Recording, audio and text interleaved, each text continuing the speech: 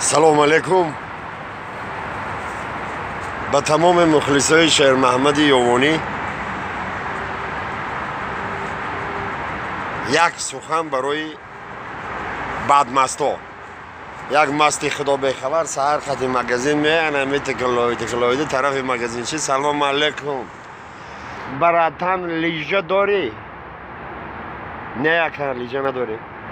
شبکه داریم برای آبازی؟ نه شبکه نداریم. با ما خواستم سپورت زنیمت سکنم. تقده اکد دو تا وادکته.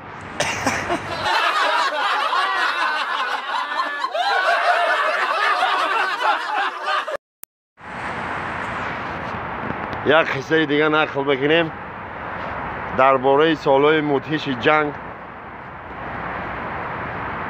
کماندیرها رو فرمان میده که نمیسای چند تا نمیسی کشتگی بگیریم بیارین اینجا اچات بتین. چند تا نمیس پرانده. کماندیر در همون لوی لیس استادگی خطی شاگرداش اون طرف جنگ رفتن. میگه چیکار کنیم؟ بگه اچات سپاریدن در کار. سعادتو بگه اچات سپاریدن در کار. یا تشبیه خیزم میگه این همی یوانیا در همه جنگل پارتیزنن. بیا همه را گفت زنیم خیلی اگه نمیز پمیز میارن. باید تشبیه را پیش یوانی میگه برادر همه خیلی قانون برام دیگه ما در نمیز در کارای خیلی بخیرین ما نمیز های مردگی رو میفروشیم 10 سومانی. میگه کماندیر میگه 10 سومانی گفتن یوانی ها نمیز ها را. میگه میشه بگه 2 ماشین روی میکنن. خیلی با یه روز میشه با کماندیر فرمان بدن که نمیز های پراندگی تانو بیارن. شما چیکار بکنین؟ چه خیلی جنگ هستید؟ کماندیر طرف سالتاش میگه چیکار کردن در کار؟ میگه پیش یوانی رفتن در کار. وای خیلی مسئولیت کردن در کار. با گرفتن در کار اگه نمیسی مردگی. میگه پیش یوانی خیلی مسئولیت میکنه. میگه ارزان نمیشه آخی. یوانی میگه خیلی 700 میشه. با یه ماشین بار میکنن مرده نمیسی میبرن کماندیر دمتیان. با 2 روز میزگره 3 روز اچات نیدن میشه. پریکاز میرن که نمیستاتونه بیاریم با.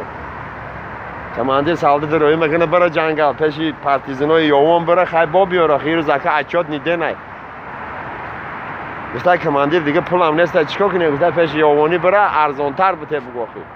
آمده پیش یوانی براتن نمیز در کاره چیکار کنیم؟ پولم نیست خیلی بیا چه ارزان کو تا همه ارزان 600 میتیم.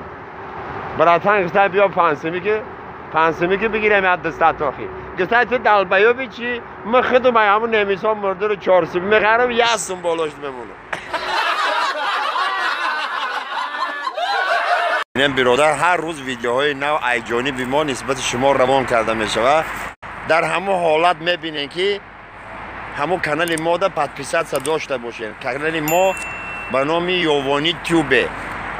همونجا میبرویا پادپیسات کنید بالا ده یا زنگولوچه انمو زنگولوچه رو جوخن لوبای وریم شهر محمد یوانی در افیر با شماست. سربلند و